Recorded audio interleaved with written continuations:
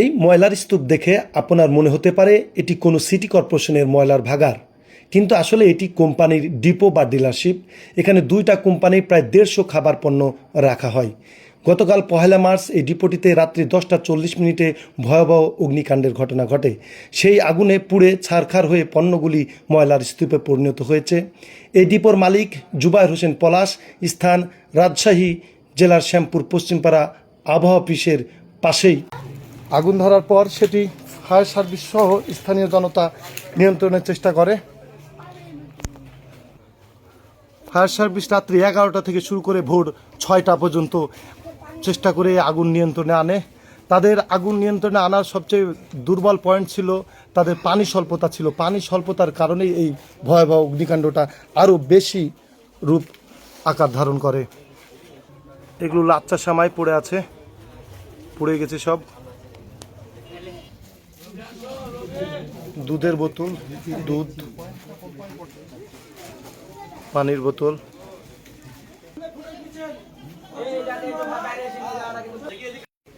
এখানে প্রায় 1.5 কোটি টাকা মালামাল ছিল, সব পুড়ে ছারখার হয়ে গেছে।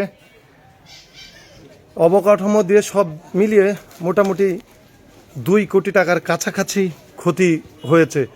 তবে এখানে কোনো হতাহতের ঘটনা ঘটেনি, কারণ এটি শুধু গোডাউন, এর ভিতরে কোনো মানুষ ছিল না, যার ফলে কোনো মানুষ হতাহতের ঘটনা ঘটে নাই।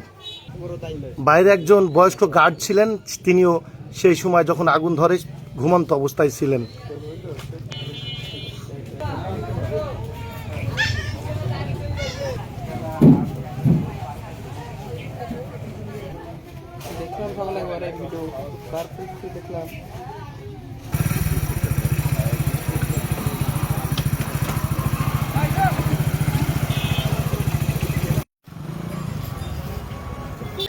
গোডাউনের সাইডের প্রাচীর ভেঙেই তারপরে আগুন নিয়ন্ত্রণে আনা সম্ভব হয়।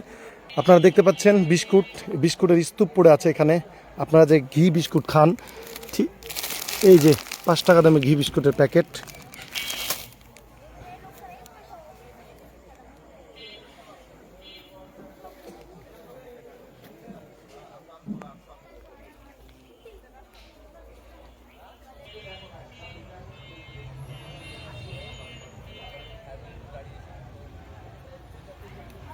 এখনো ধোঁয়া দেখা যাচ্ছে, ভবনটি থেকে এখনো ধোঁয়া বের হচ্ছে, আপনারা দেখতে পাচ্ছেন।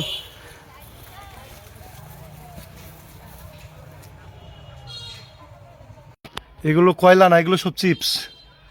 দেখে মনে কয়লার মতো মনে হলেও এগুলো কয়লা না, এগুলো সব পটেটোর স্তূপ ছিল এখানে, যার কারণে কয়লার মতো মনে হচ্ছে।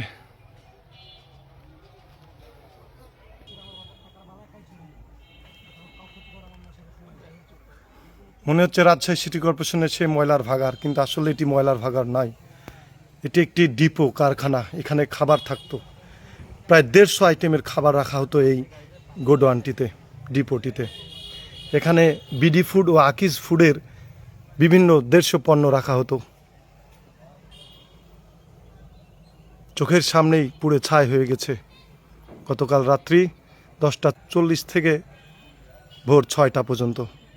এটি পরিকল্পিত ঘটনা না দুর্ঘটনা, সেটি পূর্ণ তদন্তের পরেই আমরা বুঝতে পারবো। সেই পর্যন্ত আমাদের অপেক্ষা করতে হবে সবাইকে।